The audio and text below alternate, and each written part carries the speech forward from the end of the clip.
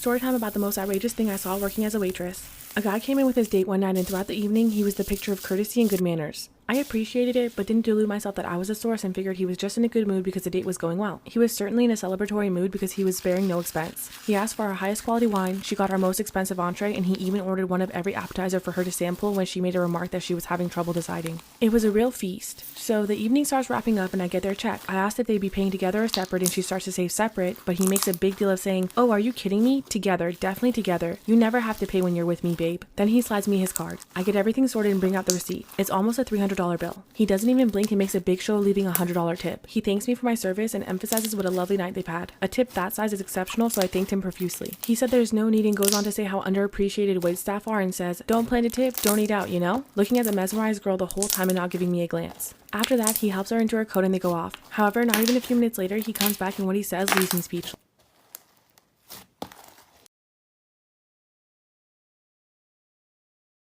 Part 2 of the most outrageous thing I saw while working as a waitress. So about 90 seconds later, he's back in the door without her, going, "I think I left my..." Then when the door shut and looking to make sure she was out of earshot, he goes, without the slightest shade of shame or embarrassment, "Mark the tip down to $20, hun. I was just playing it up for my date. You understand." Then turns to leave. I understood, but not how he hoped I would. However, I couldn't make a scene in the middle of work. That's not my place, so I just said one more time in order to give his conscience a chance to sink in. "Okay, sir, you'd like to amend your tip from $100 to $20, is that correct?" Even though I didn't show any displeasure in my voice, he shot back extremely hostile, "Yes, and if I see a cent over 20 on there, I'm going to dispute the whole meal with my credit vendor, so don't try to pull anything." The most frustrating part of this for me was not even going from over a 30% tip to a 10% tip, but rather that this poor girl was being strung along with no idea of who this guy was behind her back. It was extremely manipulative of him, which is a major red flag. I really wanted to show that girl the trick he just pulled, but I was at work and it wasn't my place. However, just in time, something occurred to me and I darted outside hoping to catch him in the parking lot.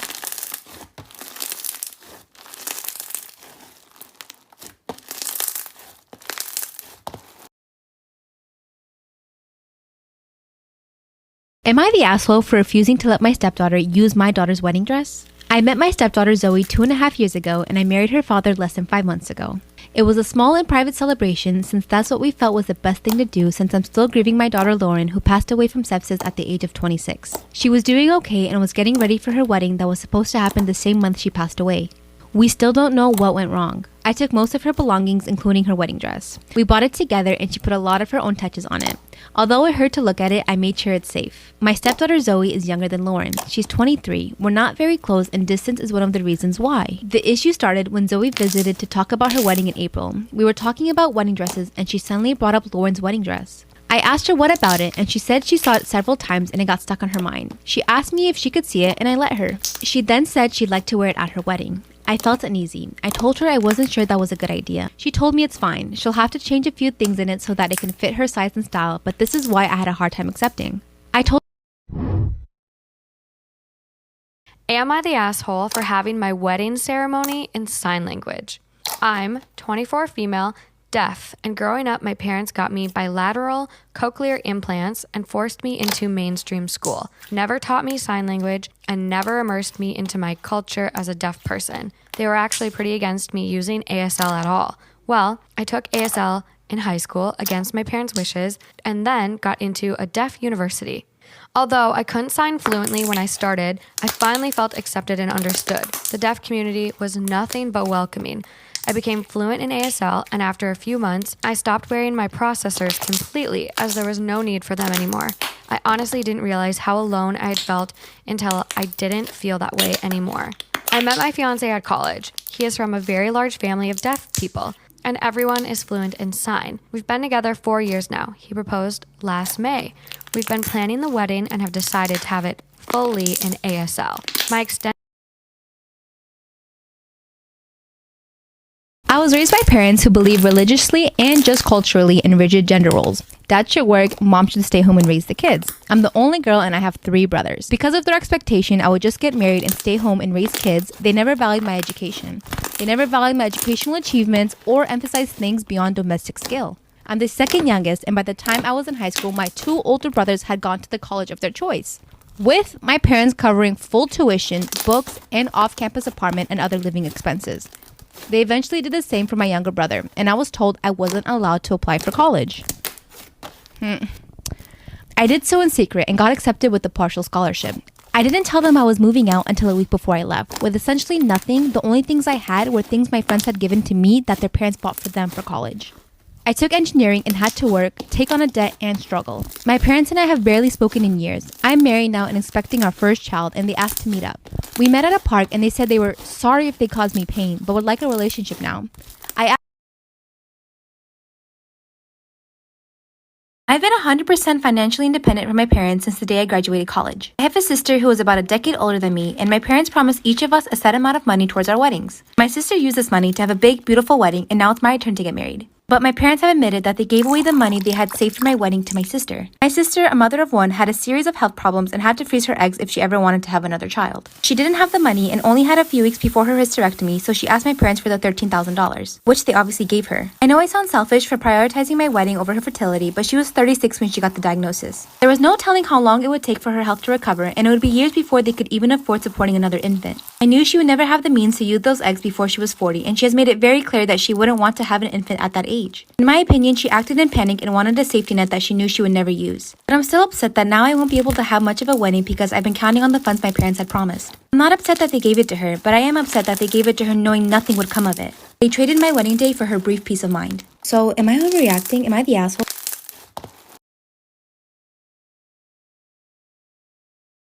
For most of my life, my sister has been wanting kids, but has been unable to carry a baby to full term, in part due to endometriosis. She was in a lot of pain and had to have a hysterectomy. My sister and her husband have fostered 5 children and have adopted 2 children with autism and are great parents. They have a good home environment and are financially very well off. But they've had the urge to have a kid biologically related to them. So they asked me to be their surrogate and said that they would cover all costs associated with it. They would also be paying off my student debt, renting a 2-bedroom apartment for 3 years, plus giving me a substantial amount of cash. I said sure, it'll be 9 months of my life in exchange for being set up for quite some time, and my immediate family thinks it's a great idea. However, when I said sure, I was expecting to get the whole artificial insemination package. But my sister and brother-in-law have asked me to get pregnant the traditional way. The rationale is that 1, it's the cheapest way, 2, they don't have to go to the hospital given the corona pandemic, and 3, babies conceived naturally are healthier and the pregnancy would be safer.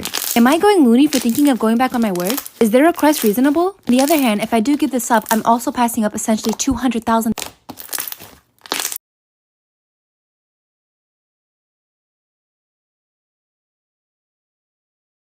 My fiance's girl best friend has never liked me. We were all hanging out when Madison and Michael came out from a room with Madison crying. Michael looks at me and starts swearing and says I'm a raging bitch. Being hormonal and pregnant, I start crying and asking what's wrong. Proceeds to tell me about the text message I sent Madison. I told her I would not allow her near our child. I only sent this text message after the many racist texts she sent me about my child and I, me being biracial and all. Instead of hearing me out, Michael kicked me out of the house that we shared. On my way out, I felt a lower cramp in my abdomen, and I thought nothing of this because I was not due for another 3 weeks. When I flinched from the pain, Michael told me to stop faking. On my way to my mom's, I felt a gush of water and immediately turned the car around so that I would make it to the hospital. I tried calling Michael numerous times, but my call was quickly declined. I gave birth to our baby all by myself. I decided to do something and post all the hurtful messages Madison sent me on Facebook. Michael calls me and I inform him about my whereabouts and he shows up 42 minutes later. He has tried to apologize multiple times, but I don't think I can forgive him. I went through the pain of pushing out an 8-pound baby all by myself because he chose to listen to his best friend over his fiancé. Should I forgive him? My mother-in-law tampered with my birth control, resulting in me getting pregnant 3 months postpartum. My husband, 22 male, and I, 20 female, welcomed our daughter into the world 18 weeks ago. She's a darling baby and really pretty easy as far as newborns go, except for one. She wasn't a son. My in-laws were obsessed with the idea of us having a son, to the point that they denied she was a girl up until the moment she was born. Why? Because the bloodline follows the father. If you don't have a son, our family name will die out. The day they came to visit in the hospital, my in-laws asked when we would be trying for another baby. We kind of just laughed it off, but my mother-in-law got more insistent, straight up telling us, y'all need to try for a boy. Over the next month or two, the conversation about us having another baby sort of tapers off into little comments every now and again. Around this time, mother-in-law started coming.